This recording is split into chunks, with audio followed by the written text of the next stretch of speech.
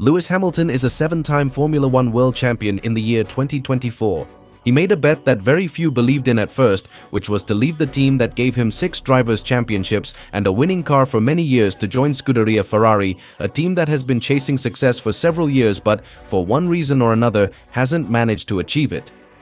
Therefore, in 2025, Hamilton became a driver for the prancing horse, but his season was extremely disastrous, beaten by Leclerc, lacking pace, and with poor results.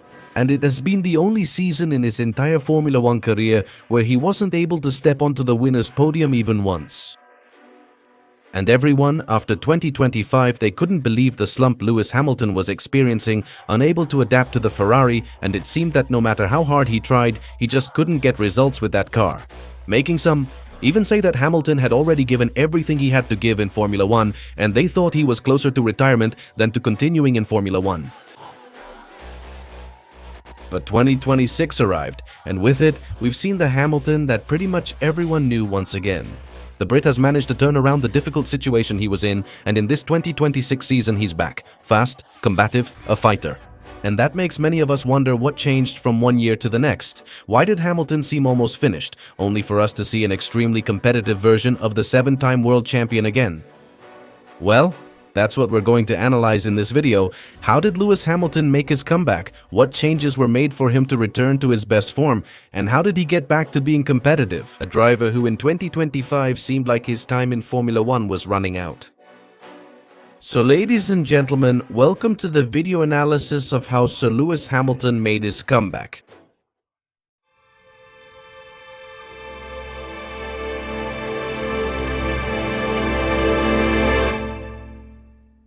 As always, it's time to give some background context to better understand the situation in this video. And as many of you must know, Hamilton in 2024 left the Mercedes team to sign with the prancing horse starting in 2025, signing a multi-year contract that at least guaranteed 2 seasons of Hamilton with the Italian team. Being one of the biggest signings seen in the history of Formula One, one of the most talked about, and therefore there was a lot of anticipation surrounding this signing, especially about how Hamilton would perform in 2025. There was a lot of hype, with the pairing of the greatest driver statistically speaking in the history of Formula One with the most successful team in the history of Formula One, but 2025 arrived and what we saw was an absolute disaster. Hamilton had a lot of problems with the car. He couldn't apply his driving style to the SF25, he didn't feel comfortable with the balance or with the car's inconsistent braking, and he had a lot of trouble translating his pace into good qualifying sessions. That meant Hamilton often couldn't even make the final qualifying session, having unusual accidents, a lack of competitive pace, but above all, a noticeable speed difference with his teammate. So, naturally, social media was flooded with comments claiming Hamilton was finished or couldn't adapt to Ferrari despite his talent. That became the daily narrative. This made many predict that 2026 wouldn't be an easy year for the 7-time world champion either. But it turned out to be a complete 180-degree turnaround in his particular situation. And to understand what happened, we need to sort out the multiple problems that Hamilton was experiencing with the SF25.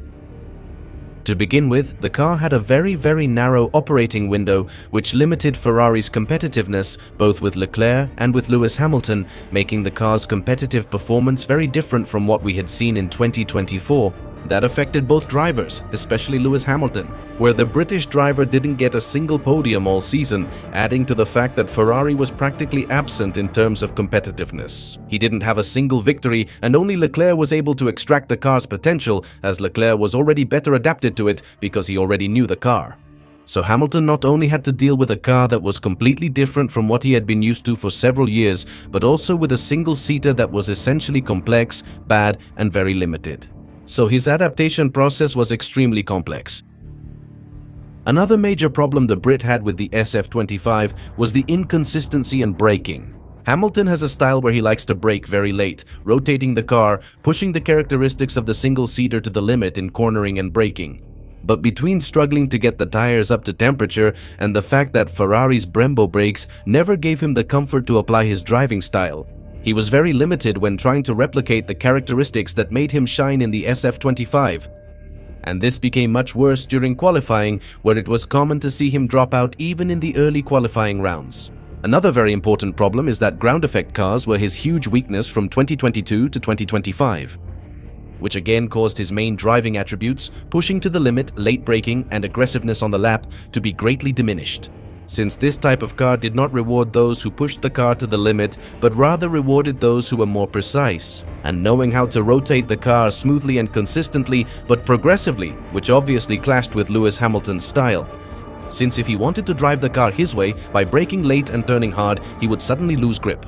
Third, and therefore, the rear of the car was unstable and tended to slide, which made these regulations never suit Hamilton well, and he suffered a lot throughout those years. And what if we combine that with a Ferrari that he obviously didn't know and that wasn't adapted to his driving style? The problems became much more serious and difficult for the Brit to manage. But two other important things that happened were that he didn't have chemistry with his race engineer, who at that time was Riccardo Adami, with whom he had many clashes because of the way both of them worked. And recently, the driver also revealed that as a result of an accident he had during a private test with the SF23, he suffered an injury where a disc in his neck was displaced and this pressed on a nerve. So his adaptation process had to be combined with his recovery process after that accident, which affected him for much of that season. So, if you want Campanita, if we take all these factors into account, we can realize how hard the 2025 season was for Lewis Hamilton, where he was completely disconnected from the car and even Hamilton himself didn't know what was happening. And why was he doing so badly with the SF25, which essentially resulted in that difficult and disastrous campaign, where many believed that Hamilton was finished and others, and I include myself in that list, thought that the adaptation process he would go through in 2026 wouldn't be so easy either.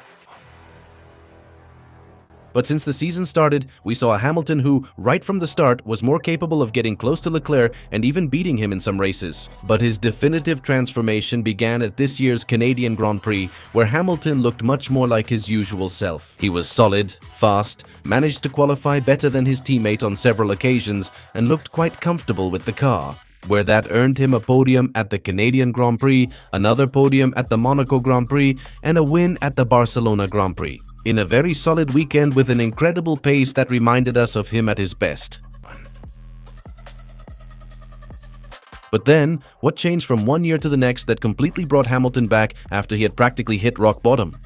Well, like everything in life, there were also several situations that changed one by one. One of the most noticeable is that this generation of cars from 2026 radically changed the driving style compared with the ground effect cars. This allowed Hamilton to regain the characteristics that make his driving style feel more natural, and by feeling more confident handling the car, it has allowed him to unlock more of his potential because he no longer feels disconnected from the car's behavior. Essentially, the cars of this generation, along with the power unit, are not cars that can naturally be pushed to the limit, but Hamilton found the car much easier to handle, and that was noticeable from the beginning of the season, battling Leclerc in the Australian Grand Prix or beating him one-on-one for his first podium in the Chinese Grand Prix, in red. Another change he requested from Ferrari was to change his race engineer, and after Riccardo Adami left, his position was taken by Carlos Santi, who previously served as head of remote engineering for the Prancing Horse, and communication between Hamilton and his team has seen a complete turnaround. The chemistry they have managed to develop has led to much better race execution for the 7-time world champion, where the Briton has not stopped praising the good relationship he now has with Carlos Santi, and it has been one less concern holding Hamilton back from getting back to his full potential. In addition, it has obviously also helped that he has recovered from the injury he suffered in 2025, whose physical consequences he no longer has to deal with. But what genuinely made a positive impact on Hamilton in 2026 are two particular situations. The SF26, developed from scratch, suits Hamilton much better since Ferrari listened to his feedback and allowed him to influence the development of the car. With this, he has managed to find better setups, feel connected to the car, and thus improve his driving. But mainly, one of the things that has had the most positive impact on Hamilton was the change Ferrari made to the brakes on their car. This can be explained very simply. As I mentioned before, Ferrari's brake manufacturer was Brembo, a brand they've had a relationship with for many years. But Hamilton never felt confident in his driving style using the Italian brand's brakes. And it was recently revealed, although not officially, that Ferrari was now using brakes from Carbon Industries, the company that made the brakes when Hamilton was a Mercedes driver, and this was an explicit change requested by the Brit to solve the braking inconsistency issues he was reporting. And with the French brand brakes, Hamilton feels much more confident when facing the braking zones of a circuit, which has also helped him recover one of his greatest strengths: late braking and fast corner entry. So several factors came together that, piece by piece, have brought back the Lewis Hamilton we all know. But at the end of the day, as I told you, these have simply been the ingredients behind the biggest change that has allowed Hamilton to come back, to regain his full confidence. For a driver, the most important thing is the confidence he has in the car plus the confidence he has in himself. Hamilton in 2025 didn't have either, and that was evident in the poor results he had. And as a fan told him in the middle of the 2025 crisis, "You're driving really badly," Hamilton this season remembered who he is. Now, he understands how his car will respond and is driven to achieve the success he knows he has the talent to achieve. And with that motivation, we know that Hamilton is capable of taking on any driver.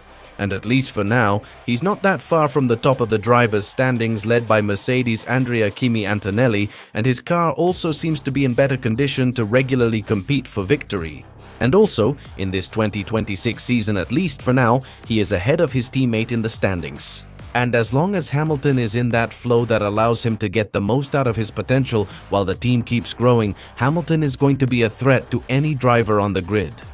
So essentially, Hamilton remembered who he is, a 7-time world champion, and at the moment when Ferrari can match Mercedes a bit more in terms of pace, if the Brit manages to maintain his confidence in the car, in himself, and the connection he has with the car, don't be surprised if the possibility of an 8th world title becomes more of a reality than just a dream.